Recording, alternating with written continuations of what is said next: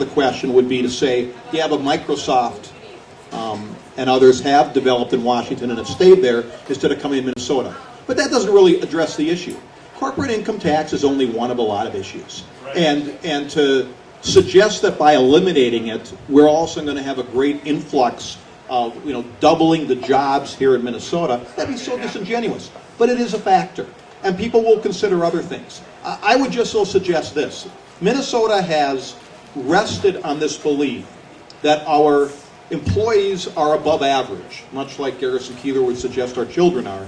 And they are. And we used to be. But that gap has closed significantly. Because of Tim Pawlenty. It has closed significantly for a lot of reasons. And that's going to keep changing. The mobility that's out there right now for employees is huge. And it's going to become less of a distinguishing factor, as will other things. And Minnesota's going to need some new ways to distinguish itself. And this will work. It's not going to completely change around the natural economic forces.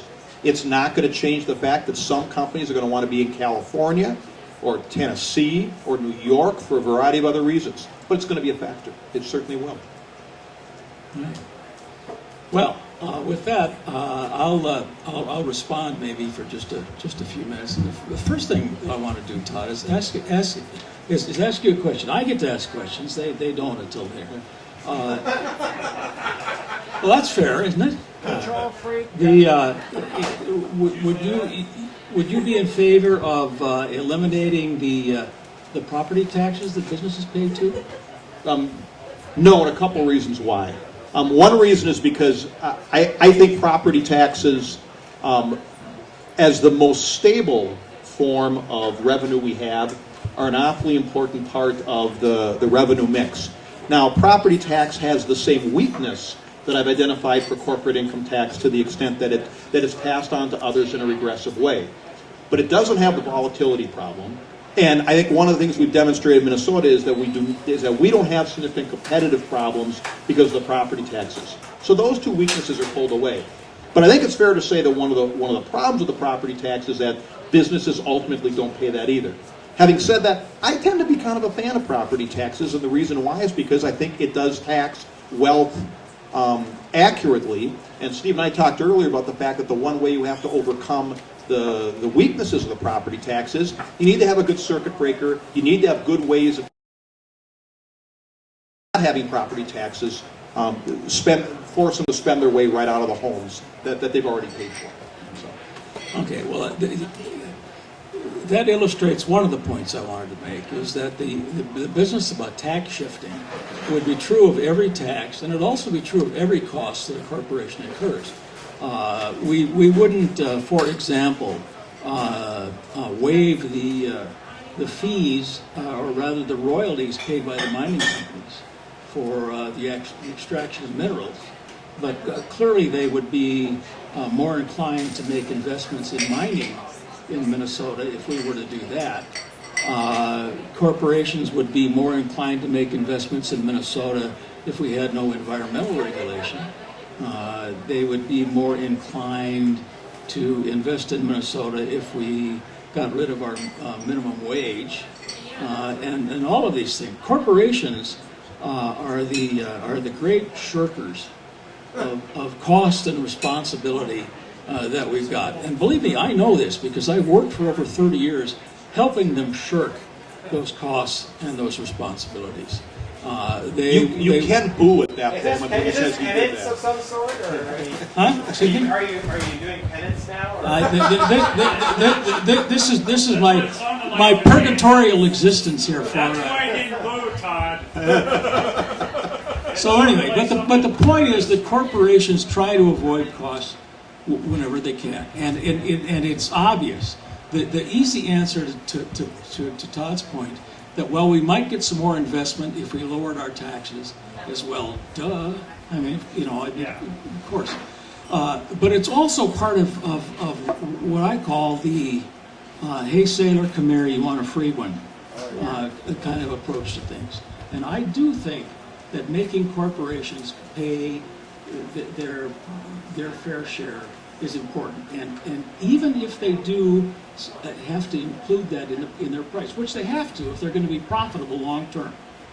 A corporation can't lose money and make it up on volume. You just can't do that. So they have to take those taxes and include them in the price.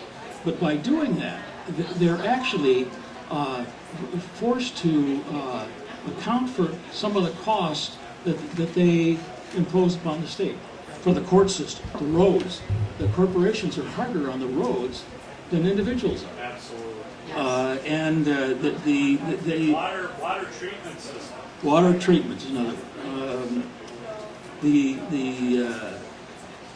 income tax in Minnesota is called the corporate franchise tax. And the reason for that is corporations owe their very existence to the state as an artificial person. If it wasn't for the state government, they wouldn't even be there. They couldn't raise money. They couldn't enjoy the limit of liability that they do. And so they would be freeloaders of a sort if we didn't make them pay for part of what they consume. And by shifting that, the market determines what a company can charge for its product. It isn't a matter of just simply shifting it. It can be included in the price, and if it's still a good enough bargain for people to buy, they'll buy it. If not, they won't, and the corporation will go out of business. That's the market principle that's operating. So it's not unfair for a corporation to have to include in its price, lest we subsidize corporations. It's not unfair for it to include in its price the cost, its share of the cost of the government. We want corporations want to have more and more benefits of citizenship. Speech being the latest one that we've heard about. So I think it's important and fair. And I don't think that moral argument is a bad one to make. I think it's a fair one to make. Maybe one where Todd and I just disagree, but that doesn't mean that it's not a worthwhile argument. The question of blowing a hole in the budget is, to me, a very important one. It was interesting to me that the amount of the GAMC bill that the governor vetoed was within spitting distance of the 20% diminution in corporate income tax that the governor proposed. $180, $200 million. And to me, that sets the moral argument up there pretty well. I asked Paul Thiessen this in the video I took. What do you think of that? He said, well, it's just a matter of screwed up priorities. Somebody who would cut the corporate income tax at the present time and kick poor people off of health care just doesn't have it straight. And I think that's right. Now, there's another thing about, you can't really understand this issue unless you understand the three-factor formula in state taxation. And this is where it gets really wonky, people, so hang on. The corporate income tax in Minnesota and most states is based on an allocation of your income based on the percentage of sales in the state that you have, the amount of property that you have, and the payroll percentage. So in other words, you're trying to figure out a proper allocation of the amount of your income that can be fairly said to be attributable to Minnesota. And that's been the way it's been for a long time. Well, we're moving to a formula that is based only on sales. And the reason for doing that is so that it doesn't penalize headquarters companies for being here. So in other words, 3M would only be responsible for income taxes on its percentage of sales that took place in Minnesota, and not for the Mother Mining over there east on 94. It would be a way of reducing their tax burden. If we reduce the income tax by 20%, that doesn't necessarily mean that an individual company, a headquarters company's income tax will be reduced by that amount. What it does mean is an out-of-state corporation that has enough of a plant or location here to be liable for income taxes would have a 20% diminution right there with a sales only kind of a formula. And So- that's Paul Lente's, Pardon me? that's Paul Lente's request? No, actually, it's been something the legislature's been trying to get done for probably 14 years now, is to have a single sales factor, and it just, every year the budget problems just keep it from getting it done. So that would be So across the board, that's a planning 20%? problem. So No, the formula would reduce the take that you're talking about, if it's just based on sales, it would reduce the take, and that's why it never gets done? It would reduce the take from local companies, from headquarters I mean, companies. the total amount. It by about $25 million a year. That's the whole nut that's left to crack in the single sales factor. It's about 25 million.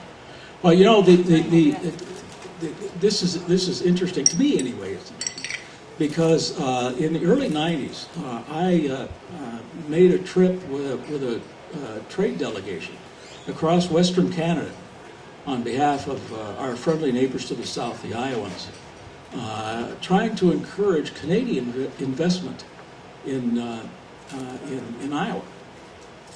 And part of the sales pitch was they had adopted this brand new single factor test for state income taxes. They said, well, we're a small state. If you have 90% of your sales outside of the state, you'll only pay income tax on 10% of your income because that's the percentage of sales. And people kind of looked at him like, well, that's funny. Don't we want to be located in a place where there's people, so that we can sell our stuff? And that was a problem. And by the way, do you know what the corporate income tax rate in Iowa is right now? No. It's 12%. So, as opposed to 9.8% here. So, and actually, I got some clients that came to me as a result of that trip. And I said to them, you know, if you locate in Minnesota, you might incur an income tax that you wouldn't incur if you went somewhere else. And I got the same response. But Steve, this is where the people are. And it was felt that the things that Minnesota offered more than overcame whatever additional income tax that they might have. In fact, I've got a corporation that I represent right now, a small Canadian-owned company that is still headquartered here, but they do most of their work and earn most of their sales out on the West Coast.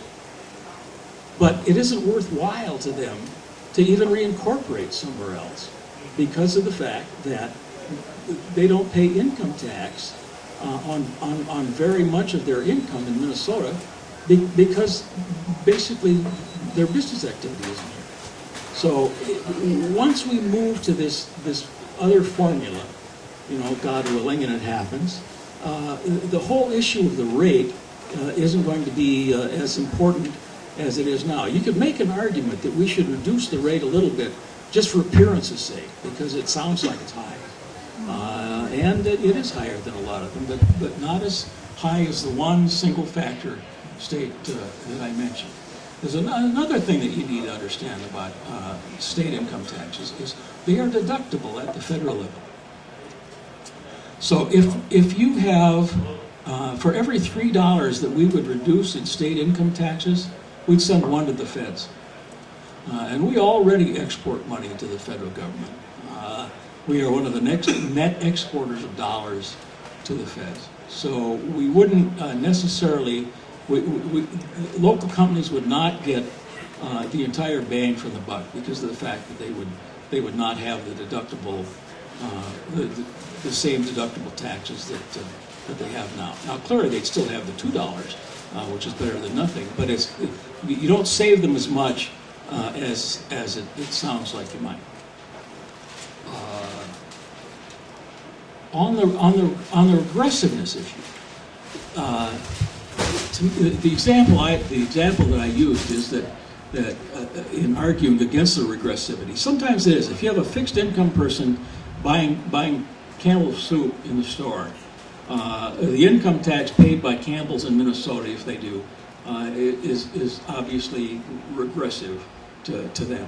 But if you have somebody who buys a Mercedes at Sears Imported Auto, and Sears and Mercedes USA incurs some income tax as a result of that, that's hardly regressive. So Todd's point is not one that I think you can make universally and make a blanket statement about. And then finally, the comment about the volatility, that is true, and that's a regrettable part of the corporate income tax. Now, the one way to address that would be to have a gross receipts tax, so that we would just say, well, okay, you pay 1% of your gross revenue. You probably wouldn't like that, and I wouldn't like that either very much. But I mean, that would address the issue of the volatility. The fact of the matter is, and this is why another reason why, that if you look at your handout, if you look at calendar year, the last two calendar year fiscal years, the personal income tax went down by an amount that is, no, I can't even read it, it's even greater in terms of absolute dollars than the corporate income tax. And yet, Todd would not argue for a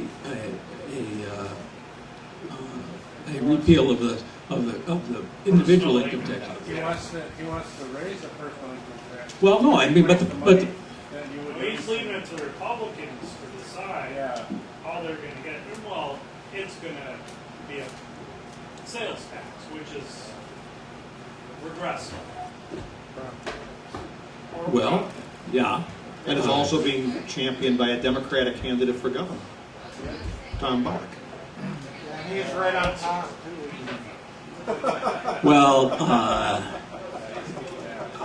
I have a sneaking suspicion that Tom was in favor of the elimination of the corporate income tax too. No, I've not heard him say that. No, I'm just saying the sales tax, though. He's the one legislator who's championing it. Is it A champion on clothing.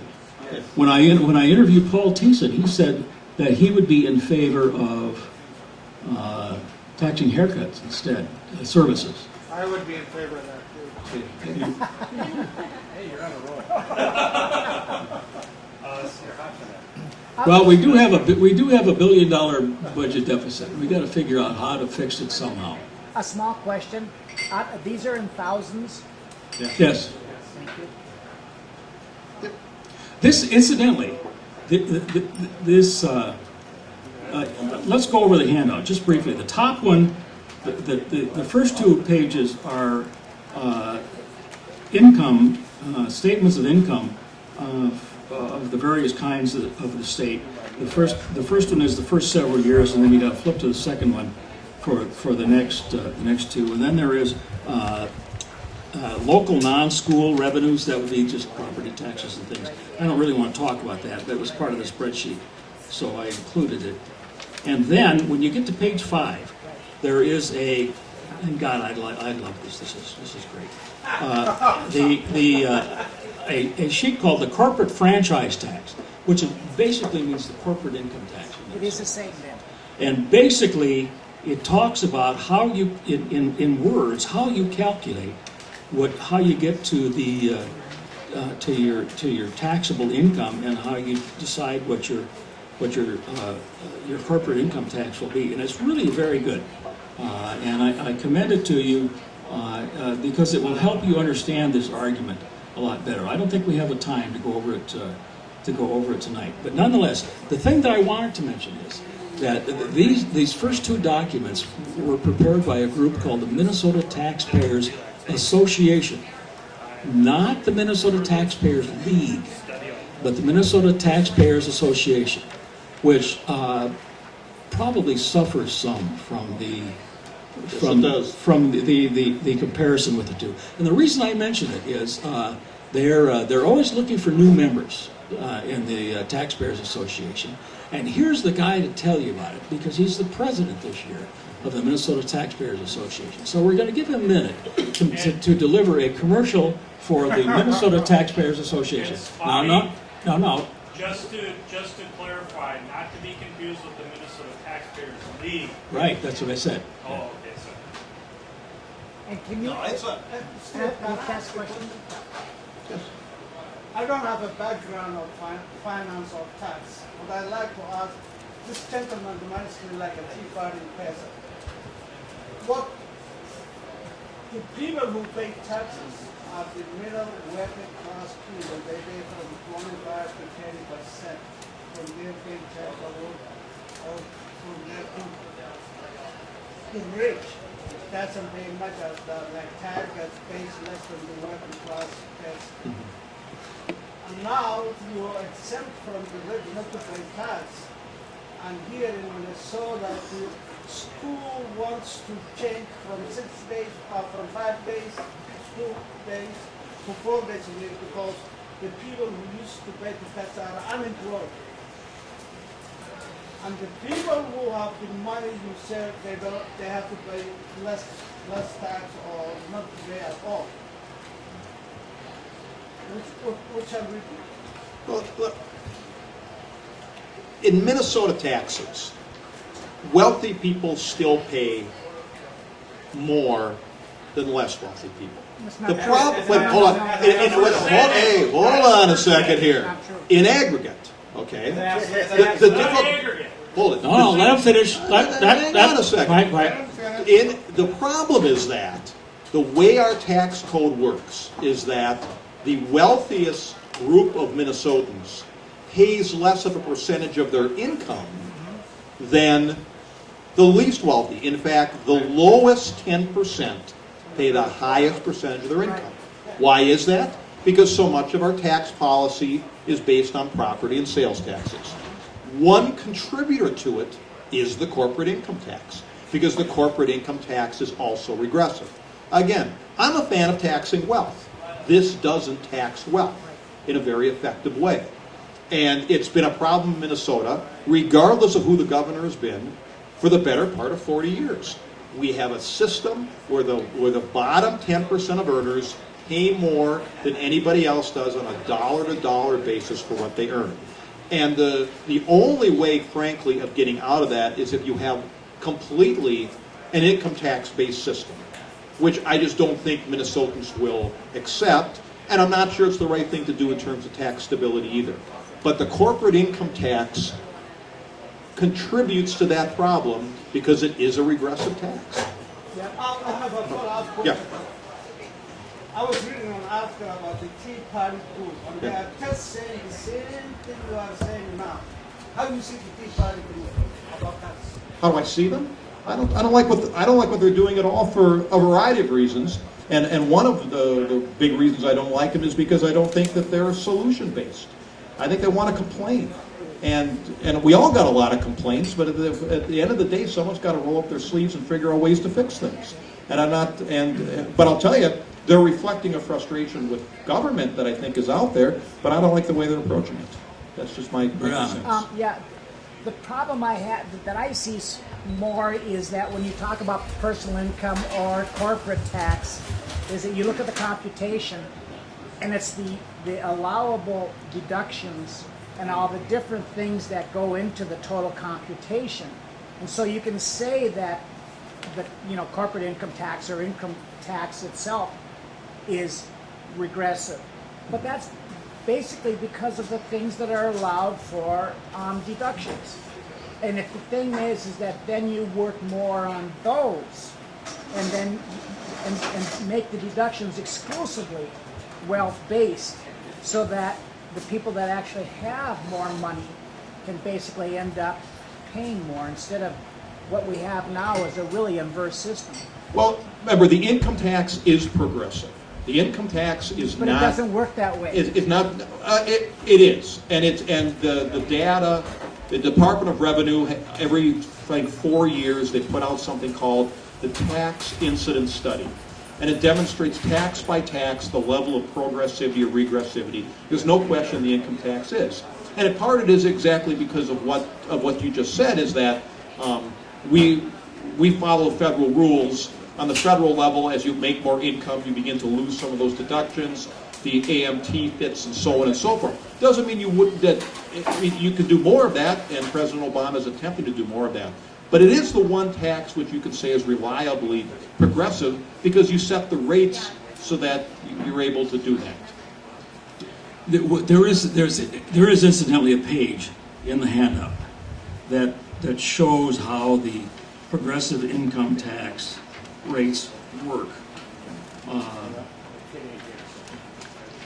It's from here, I don't know, it's page 8 or 9 or 7 or anyway. It's Minnesota income tax rates: 5.35%, 7.505%, and 7.85%. We used to have a 9% rate.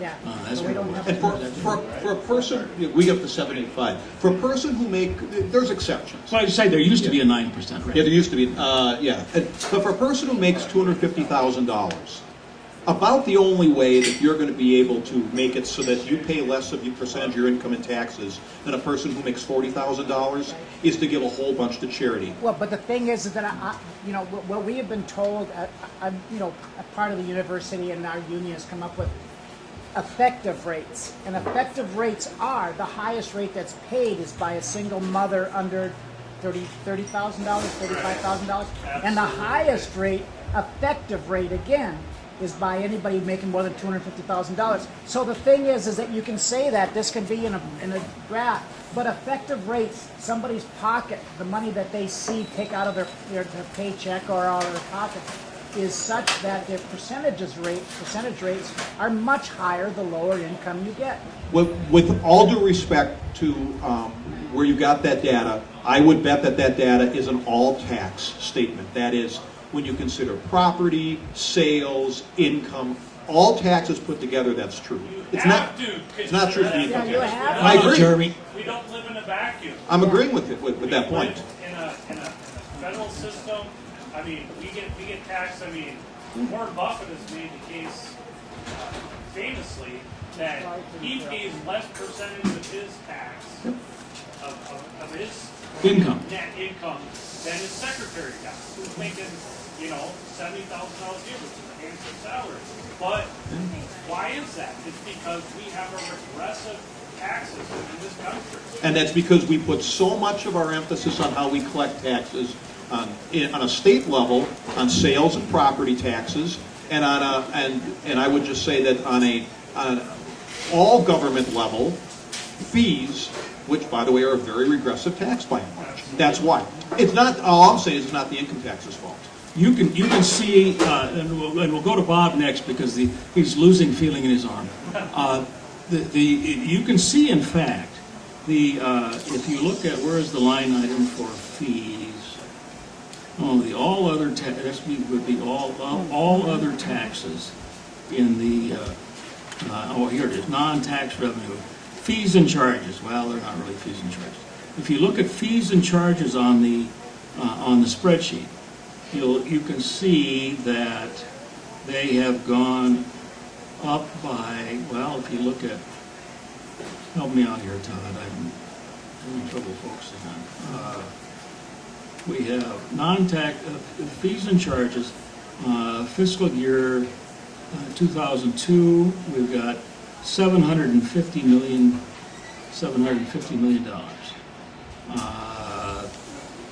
Calendar year, fiscal year 2009, we have $1.2 billion in fees and charges.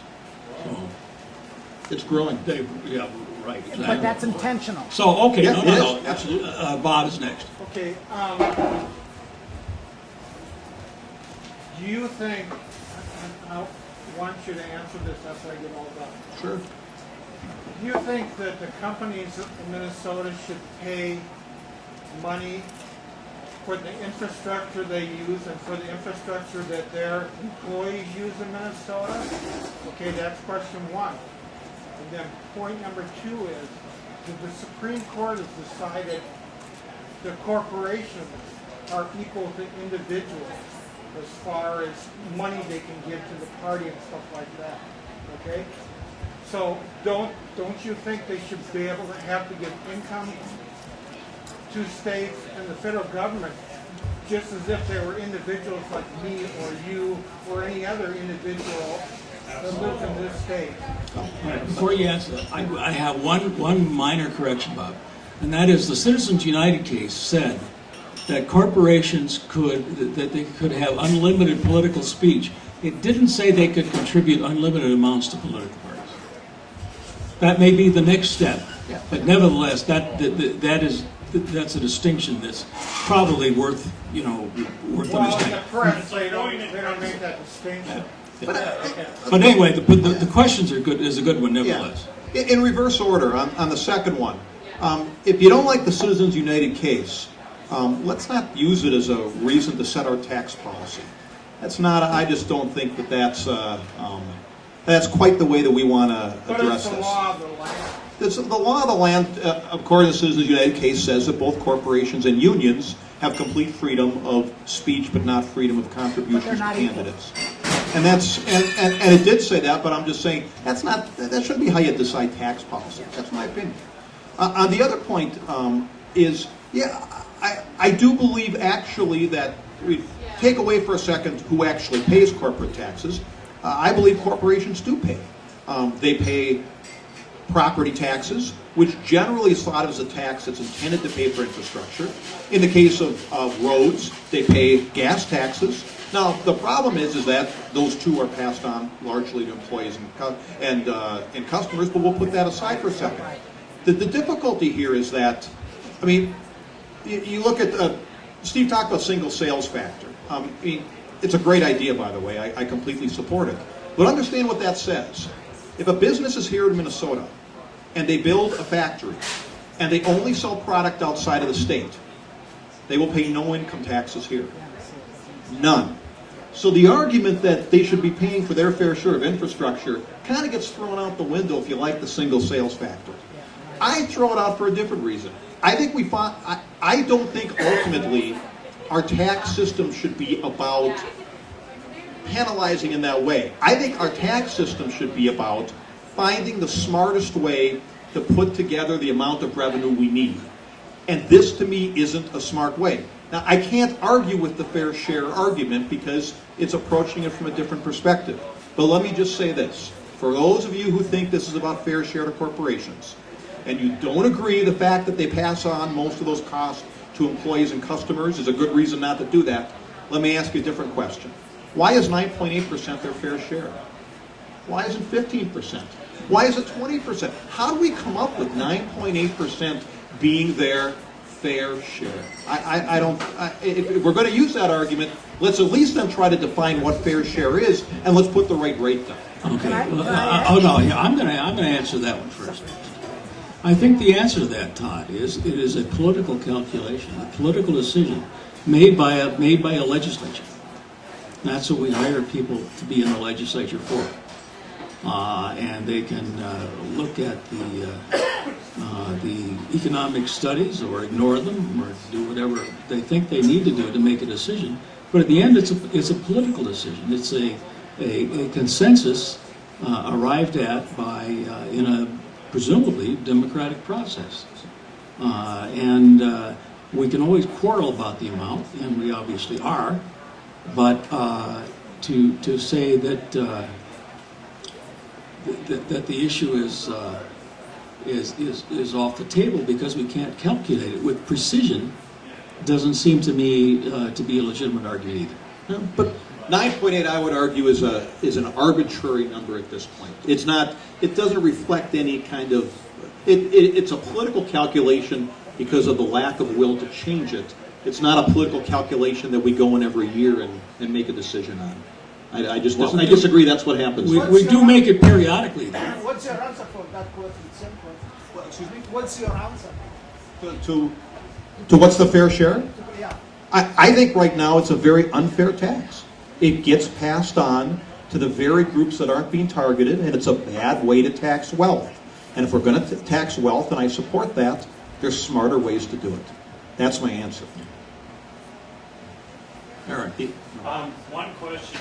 If you're in favor of repealing the corporate income tax, then you must be in favor of repealing tax increment financing, because basically what that amounts to is corporate welfare. Let's- So, yeah. Just to be clear, I've watched it as Steve has now accused me of wanting to eliminate taxes on Brett Favre in his blog, and I'm sorry, I tend not to follow down the logical extremes path very easily. No, I wouldn't necessarily eliminate tax increment financing. Did I do that? But you did that. You I don't remember that. tax increment financing is a property tax issue. And what cities have decided is that they are going to take, if we're going to redevelop a piece of property, they're going to take the increase in taxes that will be created by the redevelopment and allow that company to put that amount into the development of that property. That's what it's all about. It's not a corporate income tax issue. Now, there's been a lot of quarrel over the years on tax increment financing, and there's been a lot of discussion at the state legislature that it wasn't fairly, smartly, strategically applied. But I don't think there's a whole lot of argument that it can be used effectively for redeveloping, for example, blighted property. That is a good idea for that. I think there's general agreement on that. I think the disagreement is when tax increment financing is used for projects that don't meet what's called the but-for test. In other words, but for this assistance, the project would never happen. and that's what it's always used for. I think the statement that it's always used for that, I think, is probably too strong to be accurate. I think it is sometimes used for that, and I think that's where the legislature has increasingly, as I've watched them, tried to step in and say, you got to meet that but-for test. So, Well, and that is a problem, because I know in my own case, I have represented a couple of companies involved in tax increment financing, when basically we were plowing up pastures and cornfields to put in, facilities, and there was no blight involved, and there was just a subsidy that didn't make a lot of sense, but we took it anyway. because of the political calculation, Yeah. it was. So anyway, yes. We don't need to talk about tax increment financing to get a good example. A more on-point example is Jobs Inc., right, which exempts from almost all taxes certain areas to try to generate development. So 2 questions. One isn't Jobs Z just an example, a microcosm of the very phenomenon you're trying to argue for, that when we take taxes off, economic development will migrate there? And what does that say so far, our experience, about that attempt, right? Second of all, how do you feel about Linchesky's argument, bill that she introduced last year, I think maybe this year too, which would eliminate all of those exemptions and plow that money back into a reduction in the corporate income tax rate across the board, right? Instead of giving individual exemptions to areas or industries or specific projects, say, let's just take all that money and plow it back in a revenue neutral fashion back into corporate income. Right. And the Job Z problem, and boy was it controversial when it passed, even from the Republican side, from the Chamber of Commerce not being very fond of it, is that it picks winners and losers on this very debate we're talking about. And I tend not to like that. And I tended to like Linchesky's idea, which is that the more you can get rid of the special incentives that exist in the tax system, and have just one uniform rate on corporate income tax, in the end, the state will probably be better. I think she's got a very, very good argument there.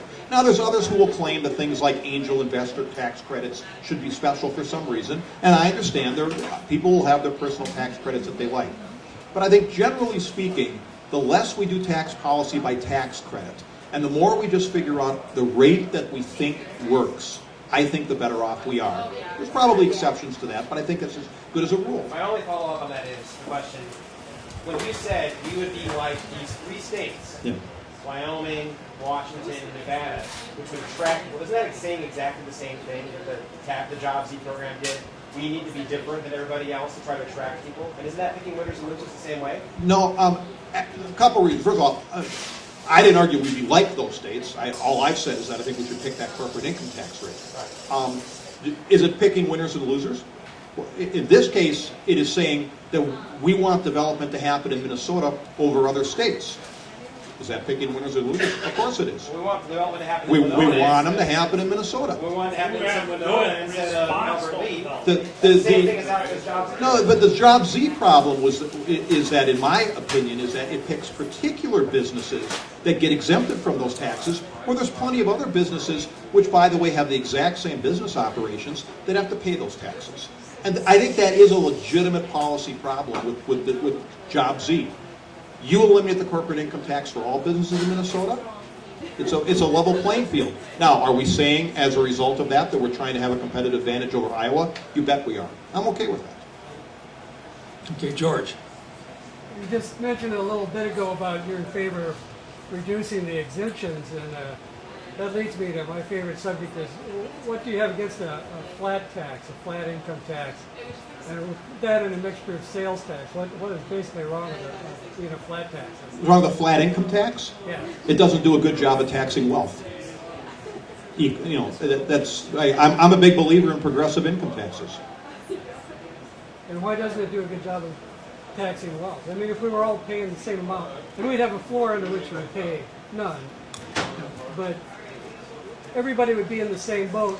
We could eliminate a whole lot of tax lawyers, tax accountants, exemptions, a whole Watch bunch. it, George. A whole bunch of. We could eliminate volumes of tax law and simplify the whole process, which would have good economics right there. Because I'm just saying, philosophically, I'm okay with a person who makes $250,000 paying more of their income as a percentage than a person who makes $50,000. I'm okay with that. Now, having said that, there have been a lot of interesting ideas that we haven't explored. I mean, negative income tax would be a great way of reducing the very bureaucratic issues that you're talking about in this country. You could still have a very progressive tax system if you use negative income tax and you didn't have to have so much of what I would just call as the tax, the exemptions, just the difficulty of the tax code. That'd be one way of doing it.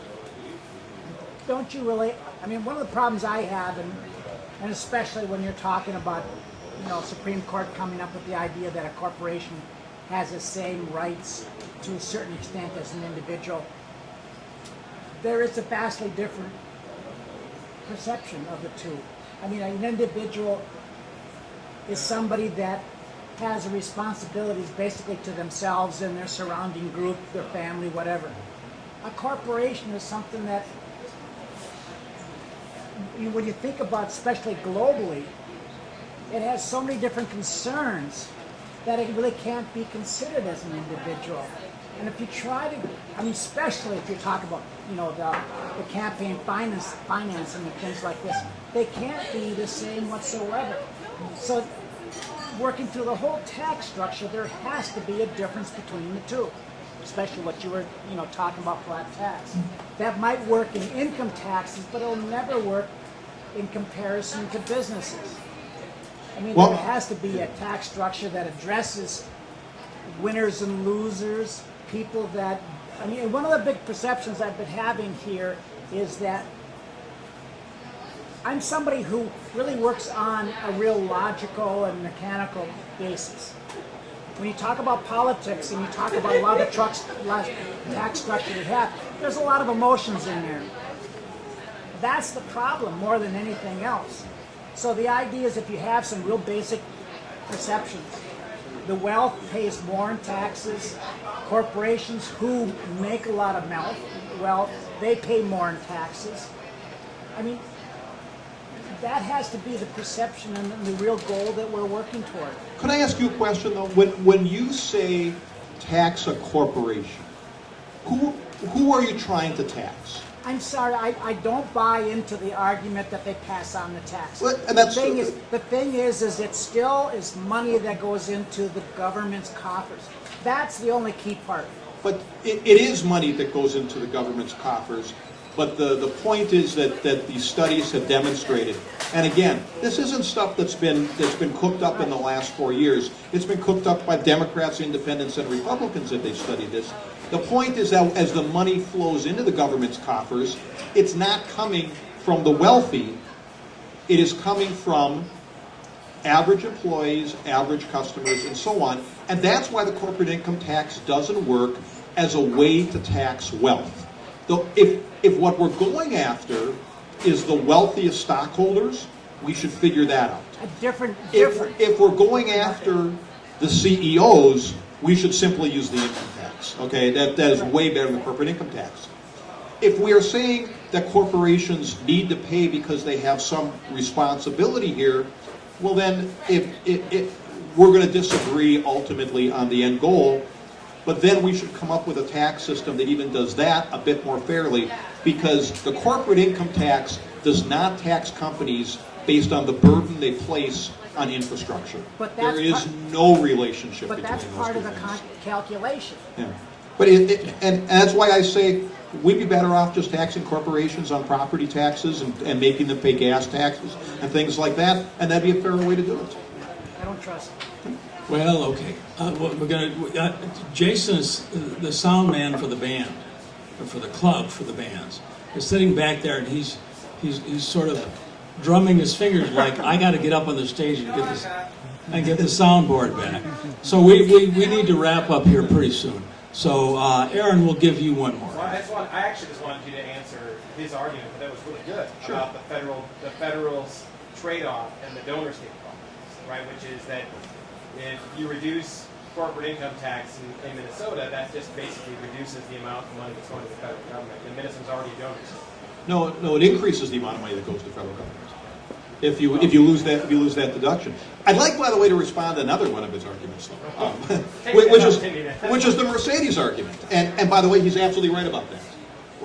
A company that gets wealthy, targeting wealthy individuals, the corporate income tax probably works as tax policy, which is why a lot of people talk about luxury taxes as a way to do things. Okay, the problem is that the fact it works 2 or 3% of the time, I don't think is a very good argument for it working the other 90, or being used the other 97 or 98% of the time. And I think the solution for you in that case is a luxury tax.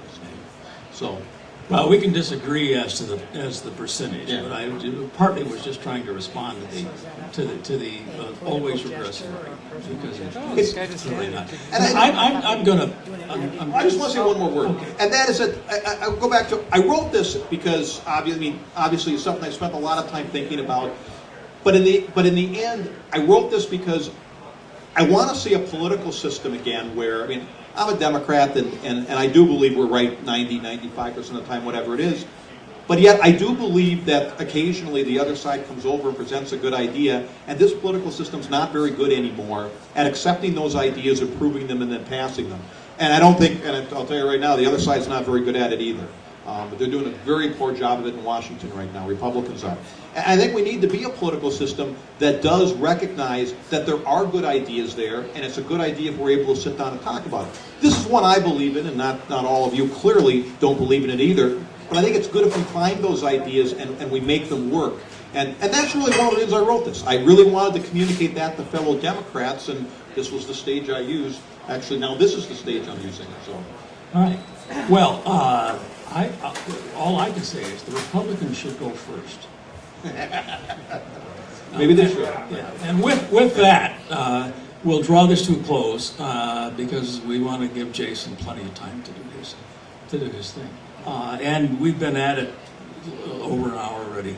So thank you all for coming. Thank you for your questions, and thank you very much, Todd, for being a good sport. And I hope you come back again soon. I'd love to. All right, good. And now I owe him a beer. Yes. Good night, everybody. That's the right question.